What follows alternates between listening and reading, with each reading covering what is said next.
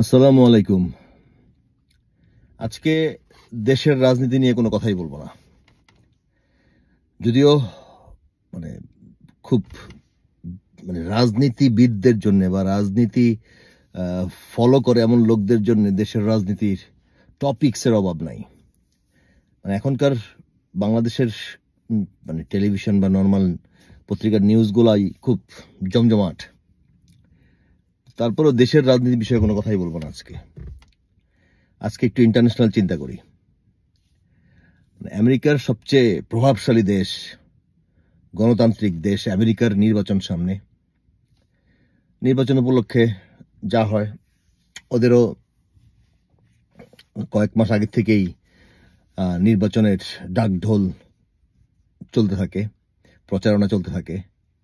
তো জনাব Donald Trump, প্রাক্তন প্রেসিডেন্ট, ওনার প্রথমত জনপ্রিয়তা খুব ভালো ছিল বাইডেনের আগে। যখন ক্যামিলা হ্যারিস প্রতিদ্বন্দ্বী আসলো ডেমোক্রেটদের, এখন নাকি ট্রাম্পের জনপ্রিয়তা কিছুটা কমতেছে। আমি প্রচন্ড ট্রাম্প বিরোধী।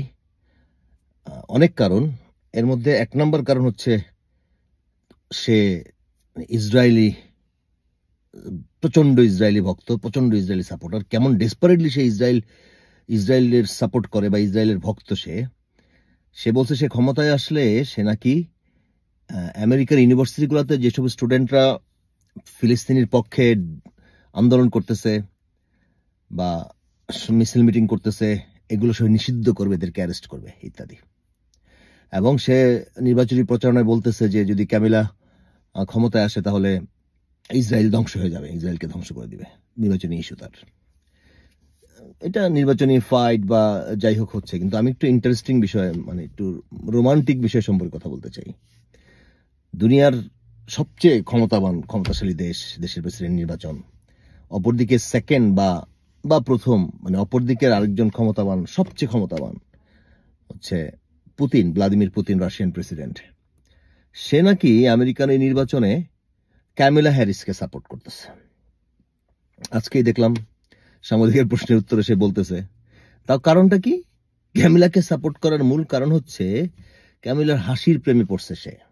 ক্যামিলার হাসি নাকি খুব সুন্দর, হাসি তার কাছে খুব ভাল লাগছে, হাসির প্রেমে পড়েছে সে। আর তাই আমেরিকার পরবর্তী নির্বাচনে ক্যামিলা হ্যারিসকে ভ্লাদিমির পুতিন সাপোর্ট করতেছেন।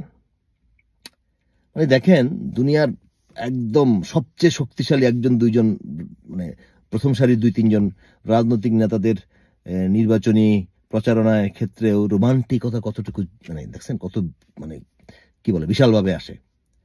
পুতিনের মতো লোক ক্যামিলা হ্যারিসের হাসির প্রেমে পড়ে সে তাকে সাপোর্ট করে। পক্ষান্তরে আমাদের দেশের অবস্থা চিন্তা করেন। আমাদের দেশের সরকারি দল, বিরোধী দল বা এই রাজনৈতিক দল ওই রাজনৈতিক দলের সাথে কোনো রকমের রোমান্টিকতা দূরের কথা, চোখ দেখা দেখি কোনো সম্পর্ক থাকে না। আমি স্পেশালি একজন রাজনৈতিক নেত্রীর কথা বলতে চাই। সে হচ্ছে আমার খুবই পছন্দের, খুবই স্মার্ট মহিলা, ব্যারিস্টার রুমিন ফারহানা। বেচারি দেখেন, পলিটিক্যাল চাপে বেচারির বিয়ের বয়স পার হয়ে যাচ্ছে, বাট এখনো বিয়ে হয় নাই বা বিয়ে করেন নাই। শুনছিলাম উনি নাকি হাসিনার পতন হইলে বিয়ে করবেন। তো আমি চাই যে প্লিজ আমাদের এই উপরের সারির নেতাদের মধ্যে এমন কেউ রোমান্টিকতা প্রকাশ করেন বা রোমান্টিকতার সহিত ওনার দিকে বিবাহের দৃষ্টিতে তাকান। সর্বোপরি আমার আশা যেন এই স্মার্ট মহিলাটার একটা সুন্দর রোমান্টিক সংসার হয়, কারণ ওনাকে আমার রোমান্টিকও মনে হয়।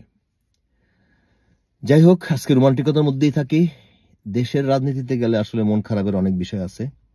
1 মাস পূর্ণ হইল, আর এই 1 মাস পূর্ণের বেলায় একটা নিউজ যমুনা টিভিতে দেখলাম, শহীদ আনাস হত্যাকাণ্ডে তার লেখা চিঠি। জেনারেশন জির ক্যারিশমাটাই আলাদা। আমার ঘরে আমার সবচেয়ে বড় ছেলে হচ্ছে 2009-এ জন্ম, জেনারেশন জি। ওরে আমার দেখতেই মন আমার দুজনকেই আমার সারাক্ষণ মনে চায় যে ওদের কর্মকাণ্ড, ওদের চিন্তা ভাবনা এসব নিয়ে থাকি, ওদেরকে দেখি। বাট স্পেশালি আনাসের আন্দোলনে যাওয়ার আগে চিঠি পড়ে আমি যতটুকু মানে বুঝলাম যে এই জেনারেশনটাই হচ্ছে এরকম ডেসপারেট। এরা কোনো ফাঁকিবাজি বোঝে না, এরা কোনো মানে মানে নয় ছয় বোঝে না, এরা মানে মানে কি বলবো, স্ট্রেট কাট, হয় মরবো না হয় বাঁচবো, বাঁচলে বাঁচার মতো বাঁচবো, ব্যাপারটা এরকম আর কি। কারণ ঠিক আনাসের চিঠির মতোই, বিশ্বাস করেন ভাই, আজকে তো অনলাইনে যুক্ত, নিশ্চয়ই ওদের এরকম গ্রুপ ফোনে একই ধরনের কথায় আসে। আমার পরিচিত আত্মীয় স্বজনের ভিতরে ওই সেম জেনারেশনের এই 18, 19, 20, 21 বছরের সন্তানদেরকে আমার অনেক বাবা মা তালা মেরে বন্দি করে রাখছিল। ওরাও সেম কথাই লিখতো যে আমি কিভাবে ঘরে বসে থাকি, তোমরা রাজাকার, আমার ভাইরা মারা যাচ্ছে দেশের জন্য, আর এই এই মৃত্যু সম্মানের মৃত্যু, এই শহীদের মৃত্যু হলে তোমরা আমাদেরকে নিয়ে গর্ব করবা, এরকম বাবা মাকে বলতো সন্তানরা, এই জেনারেশনের সন্তানরা। এদের আত্মত্যাগের বিনিময়েও মানে 71-এর আত্মত্যাগ, 90-এর আত্মত্যাগ, এই জুলাইয়ের আত্মত্যাগের পরেও বাংলাদেশ যদি সঠিক পথে না যায়, এর জন্য আমরা বাঙালি দায়ী থাকব। ইনশাল্লাহ আমি প্রচন্ড আশাবাদী, আমার দেশ ডেফিনেটলি মেরামতের মাধ্যমে সঠিক পথে যাবে। মেরামতটা একটা কঠিন কাজ, সেই কঠিন কাজটা এখন পর্যন্ত আমি 100% সন্তুষ্ট জনাব ডক্টর ইউনূসের উপর। উনি কথা আছে না, বুদ্ধিমানের সহিত বুদ্ধির সহিত চেষ্টা করছেন। খুব টাফ জব, বিশাল টাফ জব, একমাত্র যোগ্য ব্যক্তি হচ্ছেন উনি, ওনার দ্বারা সম্ভব ইনশাল্লাহ। কারণ আজকে ডক্টর ইউনূস ইন্ডিয়ার গভর্নমেন্টকে যে ফাপড়টা দিয়েছেন এটি ইউনূসের দ্বারাই সম্ভব। ডক্টর ইউনূস জিন্দাবাদ। আল্লাহ হাফেজ।